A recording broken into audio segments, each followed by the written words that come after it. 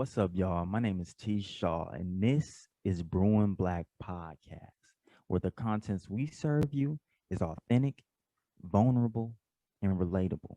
That means we serve you with no cream and no sugar. I guess I like my coffee black.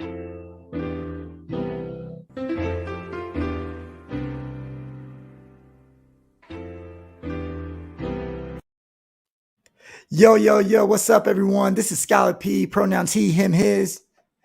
And it's T. Shaw, and pronouns he, him, his.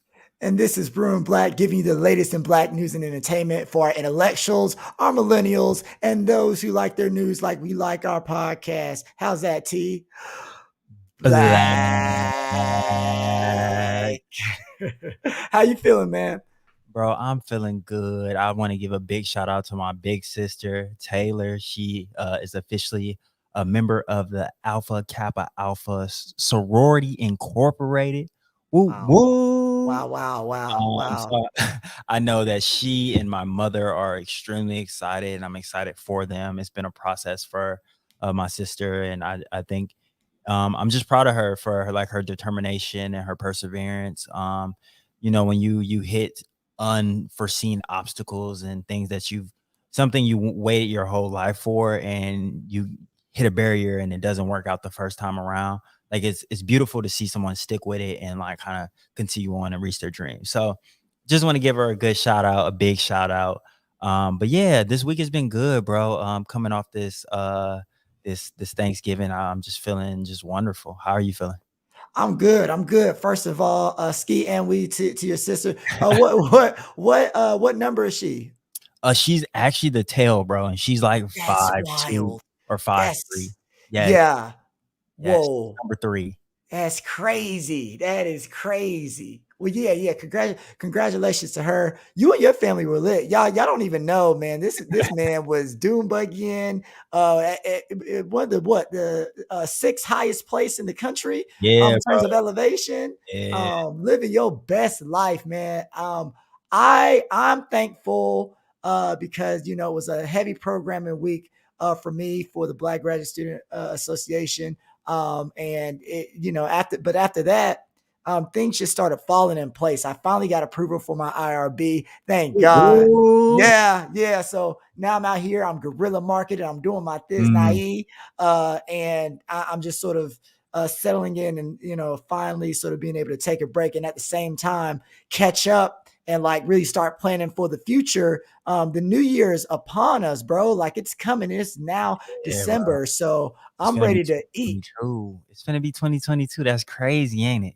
Yeah, man. Yeah, my Spotify list came in, dog, and my top artist of the year was Drake, and I was like, that explains so much because from like June to now has been some of the most toxic times in my life in terms of my behavior. So I was like, I got to reevaluate some things, y'all. I was a savage. I'm Lord screaming. forgive me, man. Real quick. Who was on your who rounded out your top 5? Who else was on there? I think it was YK Osiris, maybe I think DJ Khaled, J. Cole, and Kirk Franklin. So I feel like Kirk and J. Cole kept me even kilter, while DJ Khaled and Drake, you know what I'm saying, and YK Osiris kept me ratchet. So I had a nice little balance. My mood for the music was loud and bold. Okay. Yes, sir. Yes, sir. What about you? I think mine was J. Cole, of course. That's my guy. Drake was in second, not too far away. Then I think it was Little Baby, Sir, and actually Kanye. But I know with Kanye, it was a lot of his old stuff. I keep a lot of his stuff in repeat on rotation, whether that be College Dropout, Late Registration, or Graduation. Like those 3 just they do it for me. And I'm never letting it go. So I don't want nobody to come for me. Donda didn't get that many spins. When I looked in like my top 100 songs, I think Jail and Hurricane might have been in there. And those are certified boppers. So I'm a let it ride. But real quick, what's up with your guy YK Osiris on people money? Have you seen it? I don't know what YK Osiris is doing, man. I don't know why he's posting everything. He posting Drake's toilets. Mm-hmm. You know, Like a groupie. yeah, I don't understand what type of relationship those individuals have. I mean, I'm like, yeah, I mean, you're a kid. He's a kid. I Yeah, just true. but I don't know why he's doing what he's doing. We want to hear more. I want to hear more music. Because I actually like him as an artist. I want to hear more music from him. So make sure you in the studio while you having antics. Be a kid, but like, damn man, go make some more great music and keep your career going. So you're not worried about that $60,000 that you didn't want to have to give Drake that you had to sing for. We have to perform like shuck and jive. I'm I, screaming. but if I'm Drake, why would I? Unless I'm trying to showcase him, I wouldn't ask someone else to sing for me. I don't know. It was a strange thing. But more power to those men. More power to those young men. Have we done our land No, acknowledgments? no, not yet, not yet. I wanted to get your take on that before we moved on. Yeah. But yeah, let's do the land acknowledgement. So this is the land of the Gabrielino and the Tongva. This is stolen land. This is colonized land, and we will always, always, always pay those respects. So Scholar P, you know, we just did the land acknowledgements, and that's just acknowledging that this land belongs to indigenous people. And I know there's a tension that comes up every year, right? So with Thanksgiving coming around, we understand that that is a celebration of like it's a celebration of family, it's a celebration of loved ones, it's a celebration of a lot of things, but it marks the tradition of like the pilgrims supposedly and the Native Americans coming together and having this first feast. So I think in that vein, I guess I have two questions real quick. Like, do you ever feel, I guess, guilty when it comes to Thanksgiving? And then what are you thankful for? As a black person, it's hard for me to feel guilty. Mm, Hey, look, me and my people were brought over here. We didn't ask to come here. We weren't trying to take it. So for me, I'm just like, yeah, it sucks, but the beautiful part about it is that you can at least trace your land to like where you at least know where you're from. I don't even know what land big is facts. mine, Big you facts. know. And this is not oppression Olympics or anything like that. That I'm not trying to say anything like that. But in terms of me feeling guilty, it's like, how can I was brought over here? Like, you know Mhm, what I'm saying? I didn't have mhm. no control. My ancestors, we were good over there, but I can't understand this the sentiment around, indigenous people feeling devastated because it's like you can talk about we can acknowledge the lands, we can even try to give people reparations, but in terms of, restoring the culture and the environment that once was, that's never going to happen, Big probably facts. as indigenous people would desire. Some of them might desire, and so I think that my heart, is feels heavy in that sense because I might not be connected to my people who might be Cameroonian or not Nigerian, but you can go back to parts of the motherland and you can tell that like that's been preserved to an extent, that the Mm, culture has been preserved in a critical mass of land and culture has been preserved. And you can't necessarily always say the same thing over here with, reservations. yeah. And that's very unfortunate. So I think I do feel for my indigenous brothers and sisters in that vein. But in terms of what I'm thankful for, like I was saying before, I sort of jumped the gun, but that IRB, man, 3 to 4 months, I feel dealt that. dealt with racism, which was my biggest fear with Mm, IRB. And one day we're gonna have an episode where I sort of break down that process because that was hell. mm, And to be at this milestone is so big and huge for me. So I think that that's good. Um, I've gotten to, give my opinion on a lot of different, networks and platforms. And I've gotten to have some conversations with some people that I thought had forgotten about me. So just to know that I'm not forgotten and that, things are working out the way that they should, even though it doesn't seem like they worked out exactly when I wanted them to. I'm thankful for, the way that the universe moves and appreciating time and patience for what it is. So I think those are my biggest things, bro. What about you? yeah, yeah, I appreciate that. So, with the Thanksgiving question, I guess just like you, and I don't have to really beat a dead horse. Yeah, it's tough. I think it sucks. And just like you, I feel for like our Native American brothers and sisters, right? Like understanding how tough reservations are and how when people talk about Native Americans, they think of like Pocahontas and people that don't really exist anymore. And I think that we overlook their conditions. And I think that that's one thing that I think I wish we could change. Like, I think how we think of Martin Luther King Day as a day of service, and a lot of people go out and do different things. I think that somewhere around Thanksgiving, there should be maybe like a day of service toward reservations, or day of giving, or something like that, right? Because I think of Thanksgiving as that, like kind of a day of giving thanks. I mean, that's in the name. Right. But yeah. So I guess like that.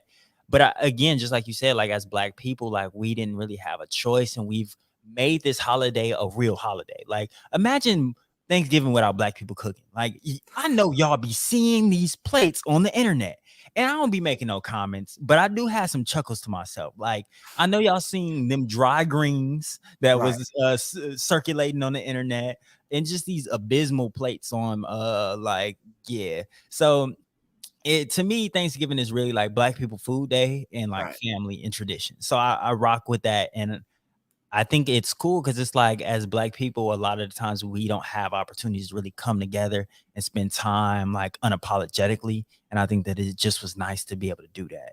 And what I'm thankful for, just like family and friends, bro. Like I think just having loved ones and like support systems and people that I can support myself, like I think that that gives me like the energy to keep going to the next day. And I really, really love that. Just like you, opportunities. I'm so thankful for opportunities. I'm so thankful for just like the different like avenues that I'm put in, like the people that I can like help change their lives. Like in my job, I work with high school students and kids that live in South Central, and they don't get a lot of opportunities. So like opportunities to help, but also opportunities like with this podcast, opportunities. I've been working on a book with my mentor and another student from my undergrad, and we actually just got a contract. So like, yeah, Hey, come on now. yes, Contract boys. yes, you feel me? So I think we're gonna sign that sometime next week. But yeah, it's just being able to see like our hard work pay off. Like I remember I started that as my McNair research in 2016, and I remember where I was at when I start sitting down and writing those research questions, and I had to go through IRB. So I know the process, bro. I definitely know the process, and just to see it manifest and turn into a book and be able to like somebody say like, yeah, this is important enough to publish, like bro, it's a dope feeling. It's really a dope feeling. So yeah, bro, like especially I'm thankful for my mom, my sister, my girlfriend. Yeah, just like shit, my guy Julius Elder. So it's just my little shout outs. But yeah, I'm thankful for a lot, bro. Like I think life has been good. I have no complaints. Like being up there in Utah, bro, like a whole bunch of Black people in Utah, literally on a mountain, bro, like the sixth highest elevation in the United States. Like it's a crazy feeling. And just knowing that like we didn't really belong, but like we made our place, we're carving out space. And I think that that's nice. So yeah, bro, I don't got no complaints. Hey, we in there, man. We in there. Well, yeah. So, for anyone who's listening, be sure to, reminisce and really reflect on what you're thankful for, especially just even being alive. It's Health, important. yeah. Yeah, like it's unfortunate that we have to say that, but I just had a cousin who, within the past year and a half, has lost two siblings to COVID, and it's just like the funeral was actually today, and it's a shame, but we're gonna get into this a little bit later, but COVID ain't stopped, it's not over, and so if you are about to make it to 2022, like really be grateful for that too, and thankfully there's probably a lot of other more minute things that you can be thankful for, so just take the time to reflect on that, and let it sort of give you energy throughout this weekend as we close out 2021. Absolutely. Yeah. Yes, sir. So now we are about to get into something called our espresso shots. And for those of you who do not know, espresso shots are when we give quick takes on a lot of little things that are happening in our society, right? And so, one of the first things that we wanted to say was, gotta say RIP to Virgil Abloh. And T, correct me if I'm wrong, but a very famous and notable designer in the fashion industry, and what he's done for hip hop and black people and the culture. It was crazy to see all these people who were connected to him just showing all this genuine love. Everyone from Ye to LeBron James, and everyone in between. So we wanted to give a big RIP to Virgil. But was it now? I wasn't following his life and his career as much, but I didn't know if you had anything that you wanted to add to that. Yeah, I mean, I honestly just found out who he was maybe like a year and a half or 2 years ago. I never really knew what Off-White was. I remember somebody asked me about Off-White, and I was like, "Oh, you mean like cream?" And they laughed at me, and I was like, "Well, that's what I thought. Like, it is Off-White, but it's a very popular brand." And I think like Virgil Abloh is really known for his genius, and just his creativity and his willingness to be innovative and like try stuff. I think that that's what I really learned about him in the short time that I knew about him, is that he was just so willing to put his foot in it and really try something and be bold and be brave. And I think it's something that we all can learn from. It was very much a visionary in that sense. He's the reason that black people really rocking Louis V right now, and why people be having like Louis Vuitton belts and things like that. He changed the way that Louis Vuitton was marketing to people. He carved out space for black people in fashion and being in Paris and different things like that, right? So I think that is cool, and I think that I just wanted to give acknowledgement in that way, because I think he was very pivotal in a lot of people's lives. And I think too that it's important for us to know, like, he was a young black man. He was 41, on top of the game in the fashion industry, and I think that it's tough to see people that look like you perish at such a young age, even when it's not like state violence, right? Like, it just seems like there's always something trying to take out niggas, man. And I think Yeah. that's tough for me, because it's like, damn, like I remember last year when Chadwick Boseman passed away, and I'm like, bro, I need to go get a physical, because like these are young people dying from cancer at like very young ages, and it's like they seem fairly healthy. I don't know their lifestyle, but it's like what killed Virgil Abloh was 1 in a million like cancer. Like, on 1 in a million people in the United States get that cancer. And it's like, bro, that's tough. That's tough. So yeah, I guess that's all I really have for that one. Absolutely. Yeah. So RIP to Virgil. And to your point, I think that, as black people and as black men, we gotta make sure our health is good. I had about 4 or 5 needles stuck in me for different tests this weekend. And this right here, y'all, I'm not going to show you the whole, I'm not going to keep it in the frame, but That this is, laminated? yes, you already know what that is. Y'all, I just want to say, because it's important to say that I got my booster shot. And I'm saying this as a man who got his vaccinations early in March, and then got COVID in August. And I'm still doing the booster shot. I still did it. I still did it without question. So we're always going to push the importance of that, because it's something that a lot of folks need to subscribe to and invest in now. Invest in your health now in any way you can. Not everything's going to go perfectly or like you expect, but it's still worth investing in doing that. So I feel great as I prepare to go home and see my family, because I've taken an extra step of precaution. So just don't be afraid to do that. But yeah. Speaking of which, in terms of health and the booster shots and the vaccines, there was a travel ban on South Africa, because, and correct me if I'm wrong about this, T, but a new variant was found, not necessarily because of South Africa, but people reported about it in South Africa, and it is called the Omicron. Okay, not Omarion, not not dun dun dun boom, not that, not Omarion. Okay, leave that man alone. Omicron, and it is a variant. They just actually had someone in California who tested positive for it. So we got something new. We got something new that we got to deal with. But T, what are your thoughts on the reports from South Africa, and how do you feel like people have sort of looked at South Africa in a weird way or in an unfair way given this? Yeah, yeah, and I appreciate your PSA, right? I think that knowing that there's a new variant out is so important that people are getting these booster shots, they're getting their vaccinations in general, and that they're being safe and wearing masks. Because I know that a lot of people got very lax recently, right? Like since what maybe May and things started opening up, like the streets have been popping.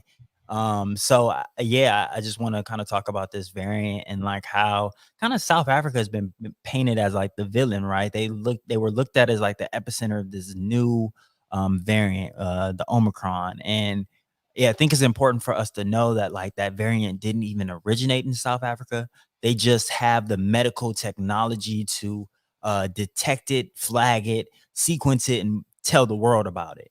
Because they're the ones that are handling like the research on AIDS, and they're the ones handling the research on TB for the whole continent. So their medical infrastructure is so good that that because they were able to report it, that they were labeled like the villains, the reason that this is kind of happening. So I think it's important for us to kind of like put that out there like straight up.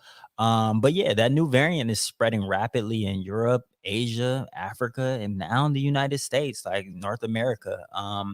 There are, I believe, about 10 reported infections nationwide right now. I think 2 are in California, and I know it's across 5 different states. So I just want people to be cautious. I want people to be aware, and I want people to not be lazy because I think that that's a part of racism right there. Like to look at like how this had already been in Europe and it had been in Hong Kong and it had been in a few different places, but because South Africa reported it, journalists were like, "Oh yeah, y'all are the problem." And then the bans, like we just talked about, how you talked about originally, is that like the bans were placed on like South Africa and Southern African countries.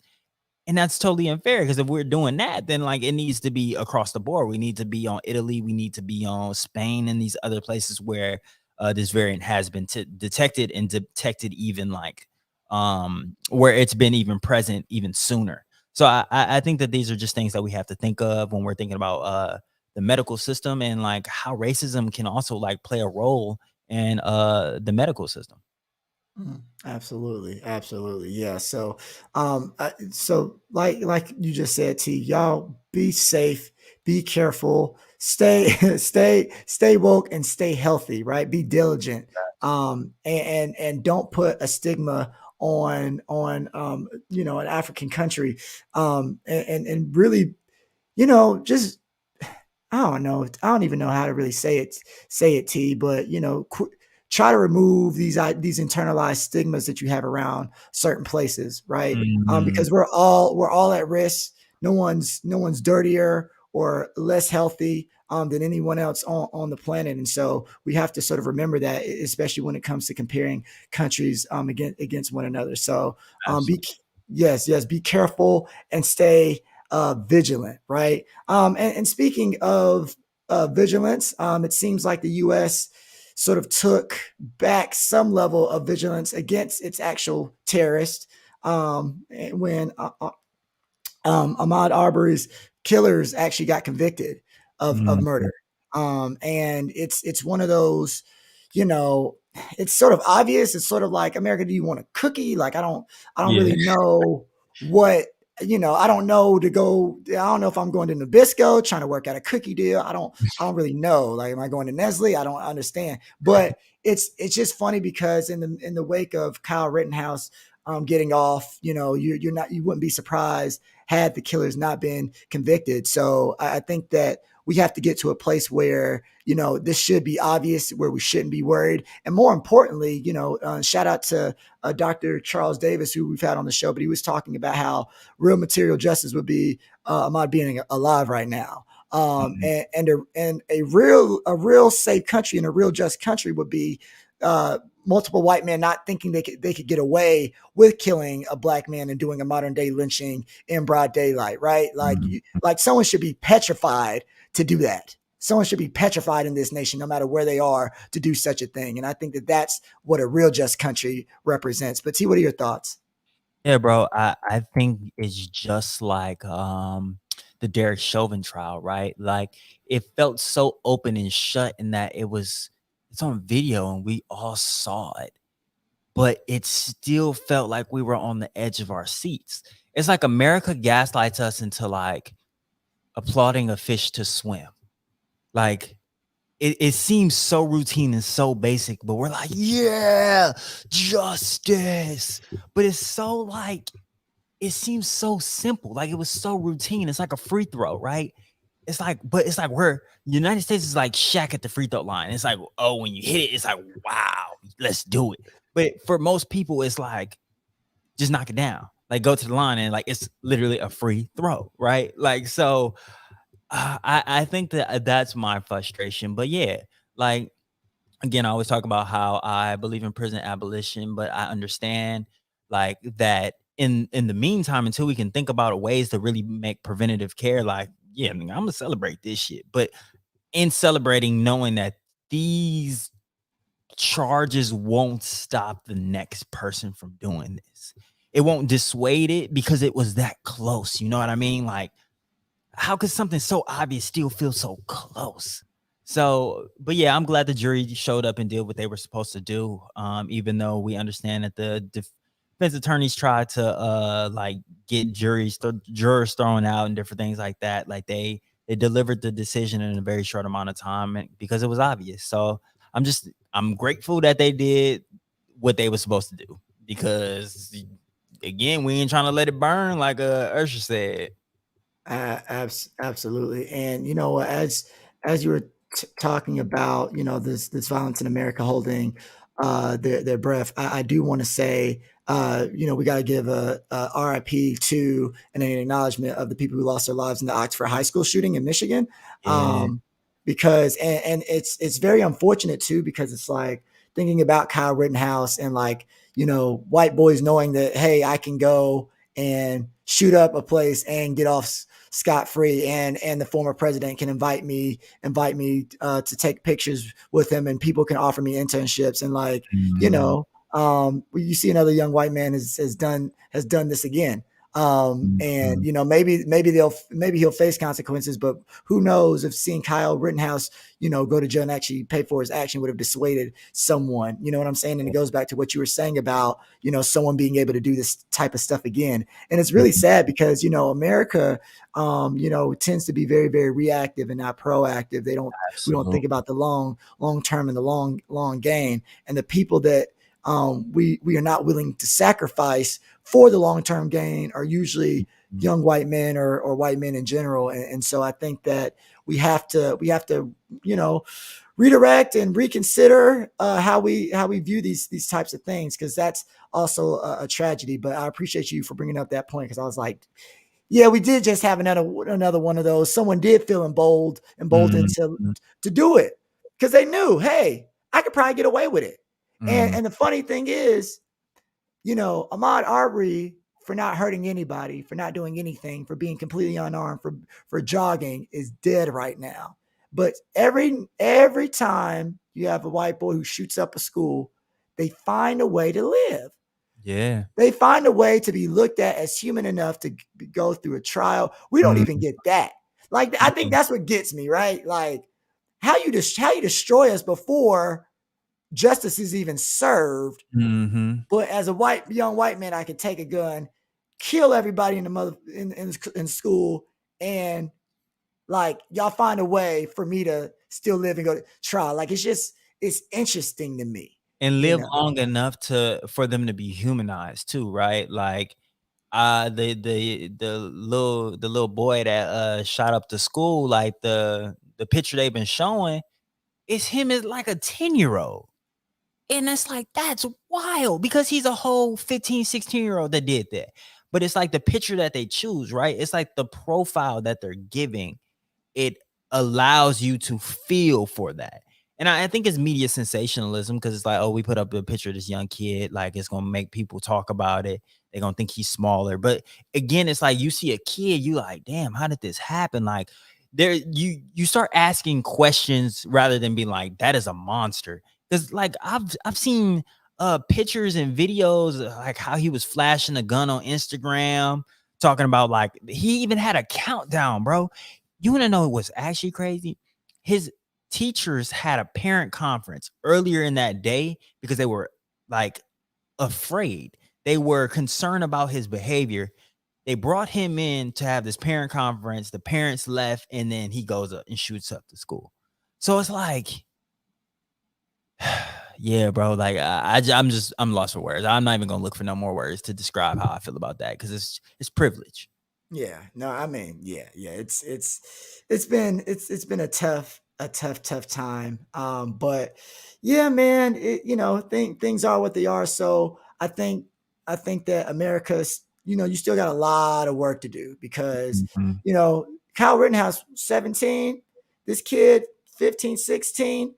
You don't think that if I have to make the point of how those things are aligned, and how a young white boy looking at another white boy getting off for murdering people. I, if I have to make that connection at this point, I don't. In the Midwest, like Right. it's just too many. Right. Come on, man. Come on, man. They're around the same age. Just too many commonalities. We don't talk about that type of stuff enough. So if we're at a loss for words. America, good job, I guess, for doing something that's obvious. You know what I'm saying? But there's a lot of work left to be done. And that's on you as a country. So, but speaking of lost lives, unfortunately, that's not where we stop.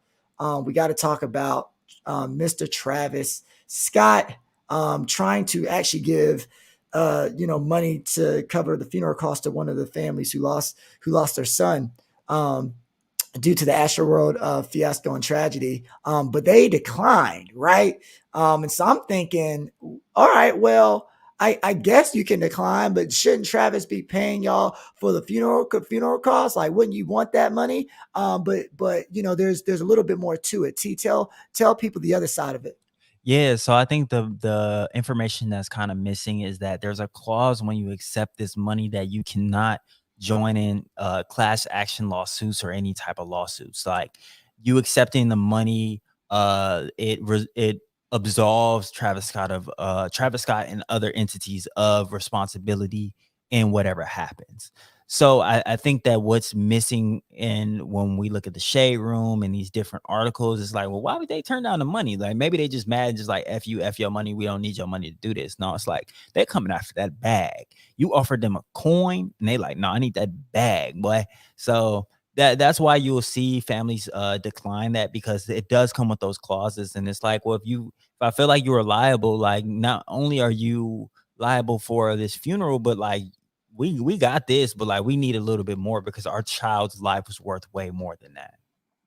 Absolutely. Yeah. And I'm trying to think. So um it's the average funeral cost is around 7,600, according to a little bit of research I'm doing, like Mhm. around, or like anywhere between like 7 to 12,000. And so just for so folks can have like context, right? So like, you lost a child, this person whose content is responsible for your child's loss is worth several millions, at least probably tens of millions of dollars. And so you might feel like, hey, look, we want more than the 7 or 10,000. There's Mhm. emotional damages. Like, there's so many different things that are going to be more long-term effects. So like, we want more compensation for Yeah. that.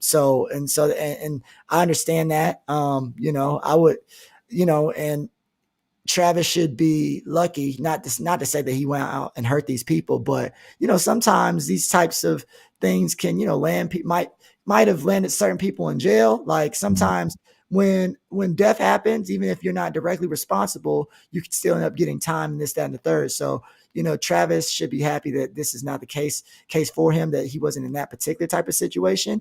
And he should look like what it really might look like to have to come outside of a bag for himself and his fortune. So I can't be too mad at it at this point, because it's like, no amount of money is ever going to make it okay or bring their child back. And at the same time, it's like, I would want everything I could get Yeah. just off principle alone.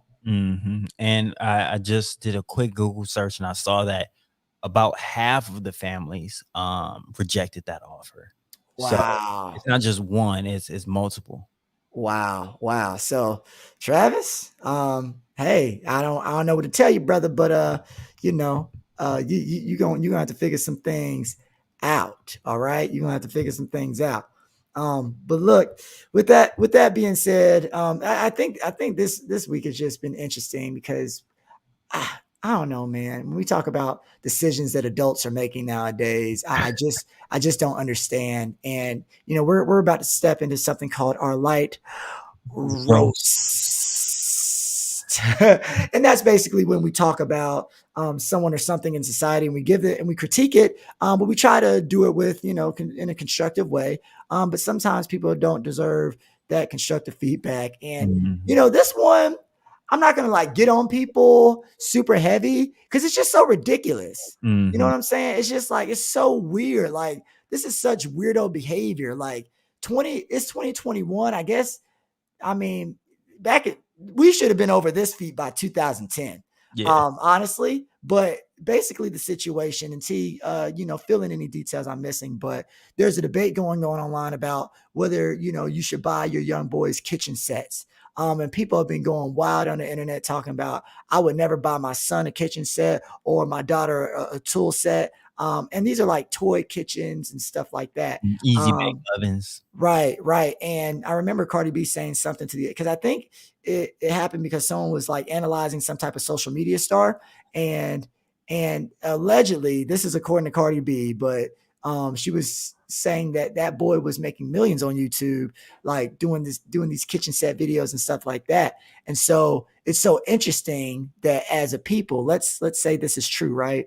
Mhm. You would be opposed to your son having a kitchen set, even though it might potentially make him millions, your family millions, and create generational wealth because you're worried about gender dynamics and Mhm. gender. And when we say gender, we mean there's the roles of men identifying people and women identifying people, right? So what are roles? So boys are supposed to do X, Y, and Z because they're boys, and women are supposed to do X, Y, and Z because they're women. So um T, I don't know, man. I'm not gonna spend too much time on this because I think it's ridiculous, but I think that cooking, cleaning, those aren't sex specific, gender specific. Men should know how to cook. Men should know how to clean. Men should be very self-sufficient.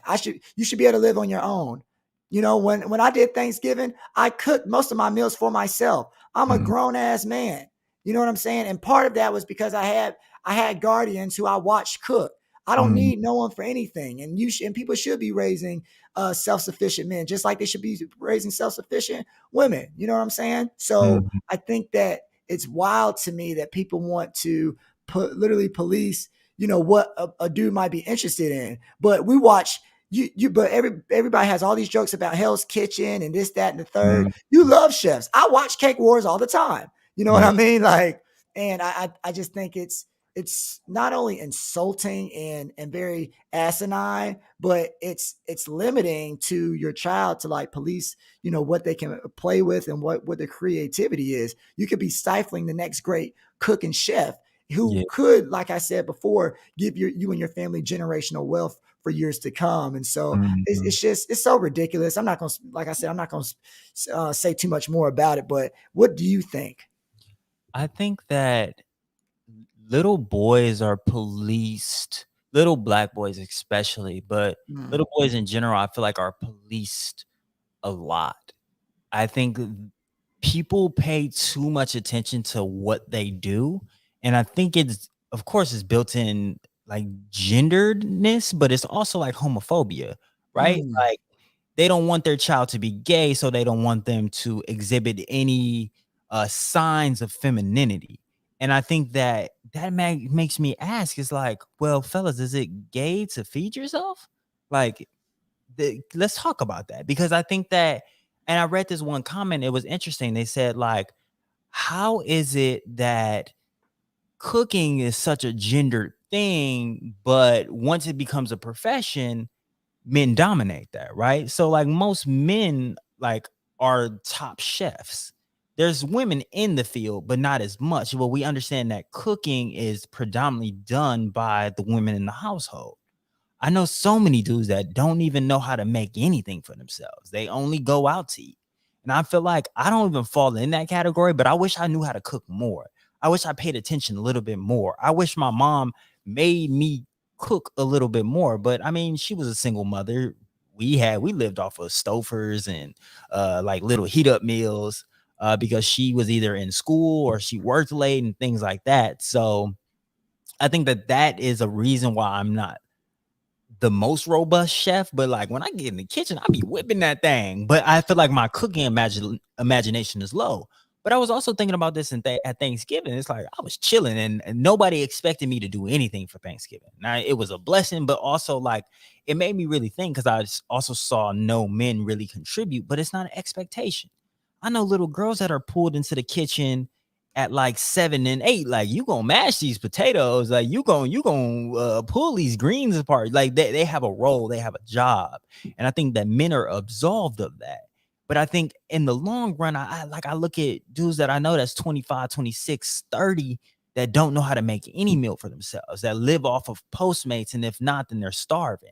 And I think it's wild that like a basic life skill is like gendered, and then in that genderedness, like we pull out homophobia really, because that's what it's coming from. Like people in the comments were saying like, oh, if your kid play with kitchen sets, keep them away from mine because they some weirdos, and I don't want that passing on.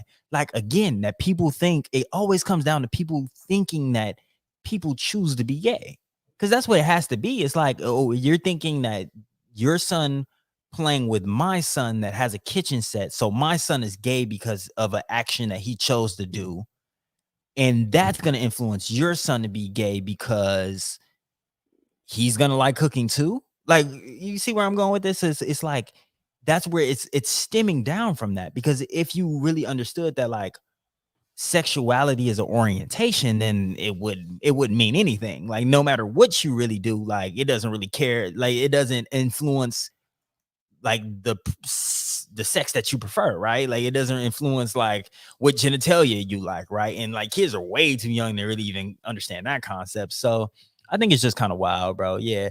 I think that it becomes very ridiculous. And yeah, I mean, we understand that it's a ridiculous topic, but I know people in my life that probably would feel the same way as some of these people in the comments. That is weird, and that they don't want their son doing. I saw people like, "Oh, you better." I'm giving my son a tool set, but it's like we know hella niggas that don't know how to put together nothing.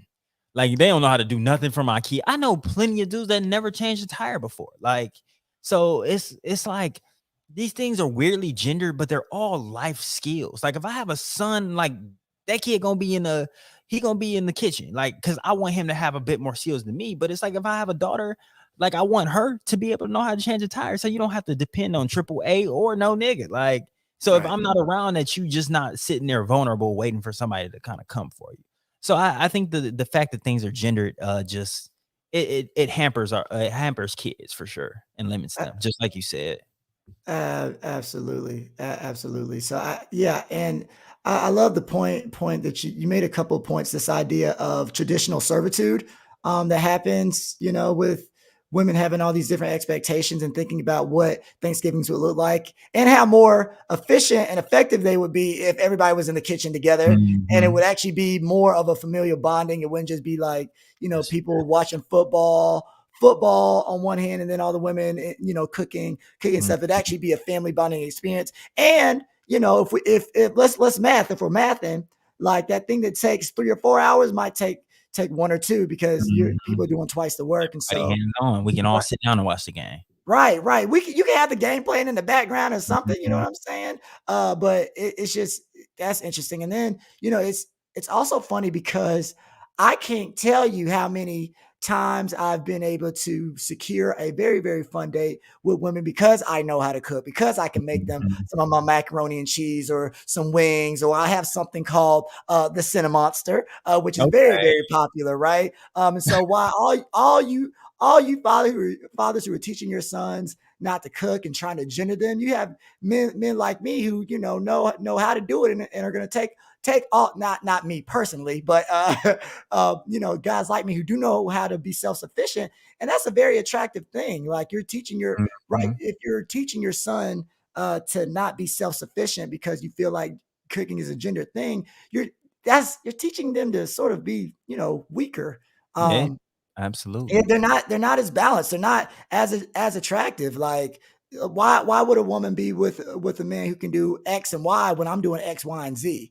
And I want people to think about that. Like, logically, it doesn't even make sense for you to connect this with like homophobia. Like, cooking is an aphrodisiac. You understand? There's so many, cooking in and of itself. If you can feed a woman, she gonna feed you. You know what I mean? Come on, man. Stop playing with me. Do you know how many DMs I done got about my wings, my mac and cheese, the Center Monsters? Y'all don't get what I'm talking about. Y'all don't understand what I'm saying. But with that being said, I think that's a great point that you made, T, because it does really boil down to homophobia, and it's just like, y'all, what is this? And then the idea, like you said before, that when it's a profession, you're okay with the white man yelling at those poor cooks, but you're not okay and making millions doing it. And you tune in every week, but you're not cool with your little black boy doing it and trying to learn. Okay. All right, fam. That works. When Gordon Ramsay does it, it's cool. It's cool. When he curses you out, call your mom out a name, all that stuff, it's cool. You're bloody, you're sick. I hate you all. You know what I'm saying? Dry ass steak, but it's not cool for your little boy to, okay. No, I got it. So, men, get it together, because I think a lot of this was coming from fathers. I'm sure for some women it was coming, that these sentiments were coming, but like, man, come on, man. Not everything is about sexuality. And speaking of such things, we want to get into a segment called "Building a Better Brother," and that's when we have these robust conversations about scenarios that men have or are in, that are something to look at and appreciate, or look at, and in some cases critique. And so, T, tell us about this "Building a Better Brother" segment today, because it has to do with giving other men flowers. Yeah, so I'm gonna first play this video, but I think today it'll be a critique on masculinity, right? I want y'all to think about how these men reacted. If you're listening, I want you to listen very closely to how these men are reacting. And then there's a woman at the very end. But yes, just like Siler P said, it's all based off of a man offering other men flowers when they purchase some type of good at like the local corner store.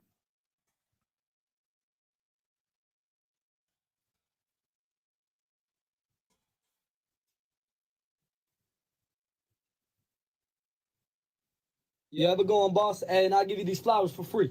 Hey, man, ain't no motherfucking bitch, man. Fuck wrong with you, man. What you mean, yo? Idiot, huh? Fuck wrong with you, man. You just destroyed the flowers. Or something? Fucking bitch. This shit, man. Yo, they're just flowers. Fuck out of here, man. Ain't no bitch. They're just flowers, bro. I promise you, they're just flowers. You soft ass motherfucker. Bet you won't come from behind that glass. What you mean? I'm just saying, they're flowers. There's nothing wrong with them. What the fuck wrong with you, man? Why are you getting so pressed over flowers? No motherfucking flowers, man. I paid for my fucking Snickers, man. Fuck wrong with you? All right. It's just a flower. You don't want it? Okay. Change. Here's a bag. You have a blessed day, my brother.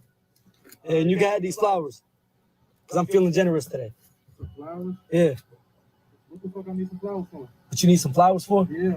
I'm just feeling good today. I'm giving my customers flowers. You think I'm a bitch or something, bro? I don't need no fucking flowers, bro. What you mean, bro? I don't need no fucking flowers, bro. I'm good, bro. Why you so mad about just some flowers? Bro, I'm going home to my female, bro. I don't need no fucking flowers, bro. Oh, so you think... Some bullshit ass flowers, bro. Oh, all right. My bad, bro. My bad, bro. Yeah, you good. Hey, you look like you're having a bad day. Yeah, you can have these flowers. I hope it makes your day a little bit better.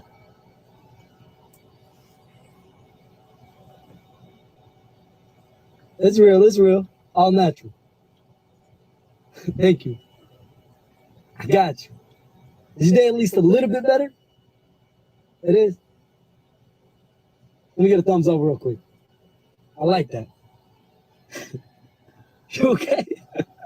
Give me a break. Yeah, that's what I'm doing. Yeah. What's under it so I can find it? What made you like tear up? Because I ain't had nobody to give me a rose in almost 20 years. Really? I'm very glad to be the first one in 20 years. love. And you saw the hurt in my face and Yeah, most said definitely. something to me and it meant something. Yeah, I'm so glad. I'm very glad. I'm MJ, by the way. MJ, nice. Okay. So I think the video is so interesting. It's so interesting because like the way that men reacted was so off the wall. Like it was like as if the gesture of giving flowers was like a true challenge to their masculinity. And it made me think about how fragile masculinity really can be because it's like it almost was like fighting words, right? Like it's like I offered you flowers and dude was like, I ain't no bitch, right? He's like, nah, like well, what do I look like? And it made me think about so even thinking about the B word, right? So like how derogatory that word is. And we use it in any like relation to anything that's considered feminine. And that really made me think like it's low and it's less than because it's feminine and because it's related to women. So because you offered me a flower, you must think I'm a woman, so you must think that I'm lesser than you. That's what this is how I'm translating it. I definitely would love to hear what you think, Scholar P, but I really see it as a challenge to masculinity, and it makes me think about again how fragile masculinity can be because it's not framed around anything but violence in a way. Like this expression of softness, of love, of care through the action of giving a flower has to be reciprocated with violence. Otherwise, men will think I'm soft for accepting a flower from another man. So I must, in my manliness, like I must threaten to whoop your ass. I must threaten to kill you because to prove that I'm not soft, to prove that I'm not feminine, to prove that I'm not gay. And I think that I'm very interested in like black masculinity too, because I work with young black boys and I see how they interact with each other and how they talk and just especially like the where they live too, right? So like I understand that like it's impoverished and with poverty comes violence, right? But in that, I think I understand that black masculinity operates in a way of survival because it's like if you're seen as soft, you will get picked on and you'll get picked on more. It's like as a kid, I had to learn how to fight real early because it's like I was small and I was an easy target if I didn't know how to fight. And yeah, I lost a few fights, but I was always a good amount of inches smaller than somebody. But it's like after the fight, they not only one respected me, two, they knew they didn't want to do it again because it's not no easy win. You're not gonna just punk me, right? So I think I understand black masculinity in that way because it's a survival mechanism, but then it never turns off, and then you turn 30 and 40, and it's just like this toxic thing. But yeah, so I'm a pass it to you because I definitely want to hear what you thought when you watching the video. Yeah, so let's take it from where you left off, T. So this idea that you sort of keep that toxic energy. Let's do the math again. And we did this a couple episodes back when I talked about my sort of outburst.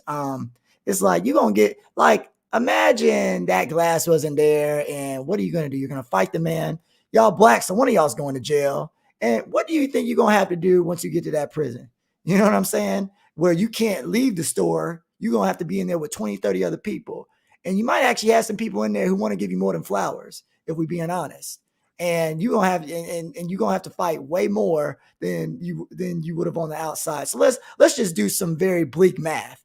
That's the first thing. Secondly, this notion that, gay men feel safe enough in a homophobist America to give a random ass man flowers when people are still killing LGBTQIA plus folks is insane. Like that's not how it is not safe enough in America for a man to just give a random man some flowers and flowers if you're trying to come on to him. And I think that that's a part that we can't miss too. Like it's sort of insulting to think that that's how, a gay man would operate. I know I've had men hit on me before, and they did it so subtly because you don't know what a guy's reaction will be. And for me, thank God I'm not one of those like, oh, da da da da. Like I can respectfully decline and be like, oh, well, that's not my orientation. I like my women, but like it's one of those things where it's like, no man has ever come up to me and been like, oh, take these flowers. You know what I'm saying? That's not safe. That's not safe in America. And I think that it just shows their level of ignorance in terms of how gay men work. You can tell that they don't have LGBTQIA plus folks around them, because they would understand that, like, that's not how people operate. You know what I'm saying? Like, it's not safe enough. So for you to even think that that's how a gay man would like come at, it's just wild to me in that sense too. So but I agree with you, man. It's one of those things where it's like, oh, you think I'm weaker than, you think I'm lesser than, and it's just like, bro, it's flowers. For you to have that reaction makes me feel like you got something to hide. You know what I'm saying? And not that you should be ashamed of hiding it, you know what I'm saying? But it makes, like, if it's not a big deal, if a dude gave me flowers, even if he was trying to come on, I'd be like, y'all must look good today. You know what I'm saying? Like, I must look good today. You know what I'm saying? I'm getting hit on by everybody. Yeah, like, just because someone likes you, it doesn't matter what sex they are. It doesn't mean that you're going to sleep with them. Think about it all. For those fellas in that video, and for fellas who agree with how they reacted, think about all the women that you like but who don't want you at all. You know what I'm saying? You might give them flowers. Imagine them cursing you out. And then you called them same women the B word, right? That's the cycle. That's the ironic part. Like, y'all don't realize that, like, y'all are the people that the women don't even fuck with, but they're not going to have a violent reaction towards you. You know what I'm saying? They're going to be like, oh no. But imagine if a woman was as rude to you as you were to that guy, and that guy wasn't even trying to hit on you, right? You know what I'm saying? So it's a really weird, twisted cycle. Yeah, and I think that the person that I'm most disappointed in, other than the first guy, was I think the third guy that was like, I'm about to go home to my girl. Or he didn't even say my girl, he was like, my female or something like that. And I was like, bro, you be fumbling the bag. I can tell. Because if somebody offered me flowers, I would be like, cool. And I was about to go see my girl. I'm like, cool, I'm taking them and I'm finna give them to her. Be like, yeah, I came up on these flowers. I thought about you, so I wanted you to have them. And it made me really think of that when the woman was talking about how she hadn't gotten flowers in 20 years. It's like, that's probably that guy's girl. Not exactly, but like a lot of women fall in that category because men don't see the value in flowers, but they don't see it's not the flowers, it's the gesture. And I think that the gesture it's a gesture of care and it's a gesture of love. And like, I think that that's what's like kind of missing. Absolutely. Yeah. So y'all get it together. People been tripping based on a lot of different like isms. So that was heterosexism, but and that was in the States, but we're still dealing with isms across the world, right? Which brings me to Ari Lennox and her situation at the airport that she was at internationally. So T, do you want to tell us about that? Yeah, and real quick, I know we're about to get off, but I want Ari Lennox and like our fans to know that like we have her in our thoughts. So on Monday, Ari was arrested at the Amsterdam airport for a disturbing public order. She tweeted out that she was being arrested in Amsterdam for reacting to a woman racially profiling her. The police said that they found that she was full of emotions and wouldn't calm down and that she might have been drunk. And that's why she had been taken into custody. And I thought it was interesting because it's like Ari Lennox was labeled as emotional and therefore dangerous. And that just falls too closely into stereotypes that Black people see worldwide and nationwide. And that's Black people in general, but Black women in specific. It made me really think about like Sandra Bland, right? So I did a little bit more research and I'm like, how could they just really stand in their own too with her saying like this woman racially profiled me? And then I found out in September of 2021, a Dutch court actually ruled that border police can use ethnicity as a criteria for selecting people for checks at the border. And at airports, that's considered a border if you're coming in from another flight. So they legally can ethnically / racially profile you. So I think it's important for us to understand that it's like Ari wasn't bullshitting by any means. Like that's literally what happened. They just justify it in their law. And I think that that's crazy. It's so crazy.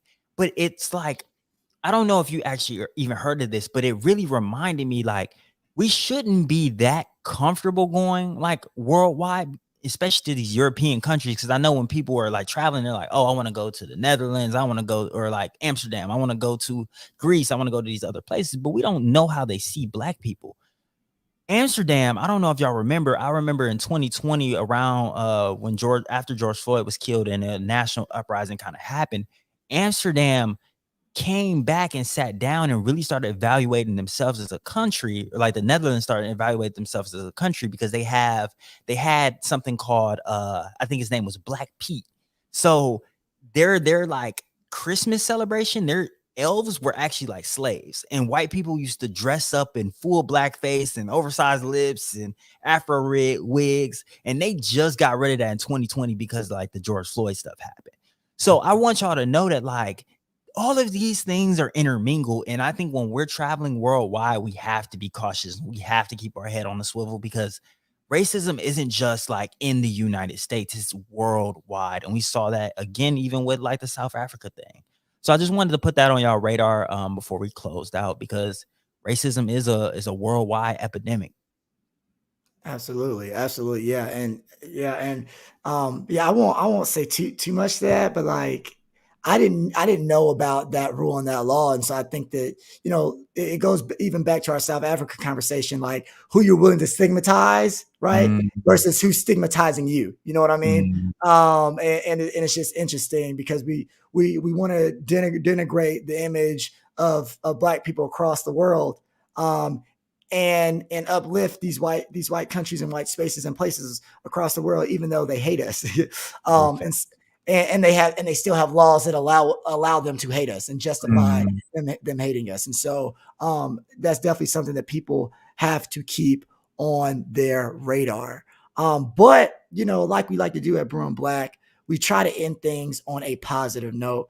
And which is why we're going to get into something called our spotlight, which is when we shine a light on someone or something in the community that is good. We start things off with our light roast, and then we end on a great cool vibe like spotlight. So our spotlight today basically is that Barbados Right. is actually it's becoming a republic, or it became a republic, and it swore in its first president, and it named Miss Rihanna a national hero. And so we want to give a big shout out to Barbados and to Rihanna, who continues to be a hero on so many different aspects and lanes. So T, is there anything that you want to say about that? Yeah, I'm just glad Barbados freed themselves. And they got rid of the monarch. The queen is so far away, and she don't care about Black people. We've talked about this a few different times. So I think it's amazing that Barbados is now recognized as a republic, and that Rihanna, our girl, repping her home. She's named a hero in her own right. So I think that it's just phenomenal to see. I'm excited. And I heard that she's not pregnant, so yeah, we can kill the rumors. Oh yeah, kill those things, kill them things. Keep going, Rihanna. Stay. You don't need no babies right now if you don't want no babies. You are killing all by yourself. And I guess with ASAP, whatever. But God bless them both. Bro, that was good. This was a good show. They with very international vibe, very just a little bit of everything, everywhere. So I'm thankful because there's a lot of craziness going on in the world still, but we're still here, we're still surviving, we're still thriving, man. Yes. So keep rocking with us. I enjoyed this thoroughly. I hope y'all did too. I feel like y'all been rocking with us. I've seen a lot of Spotify raps.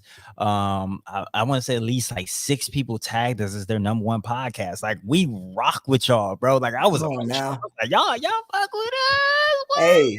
Hey. So yeah, just know I'm excited. I appreciate it. And I think it shows that like the time that we've been putting into this show, because I remember the days when me and Scholar P was putting out episodes, we had 5 listeners, we had 6 listeners. Now we had like 70. Like, what? Like, that's crazy. So keep rocking with us. We're gonna keep doing our best to bring y'all the best show possible. And I'm just thankful. Absolutely. Absolutely. Thank y'all for rocking with us. And like we always say, we got more stuff coming for y'all. You will not be disappointed for rocking with us and continue to rock with us. So stay tuned, man. T, take us out, brother. Absolutely. So like we like to say, keep the coffee Black. all right, y'all. Stay tuned and keep rocking with us, and we'll catch y'all soon. Peace.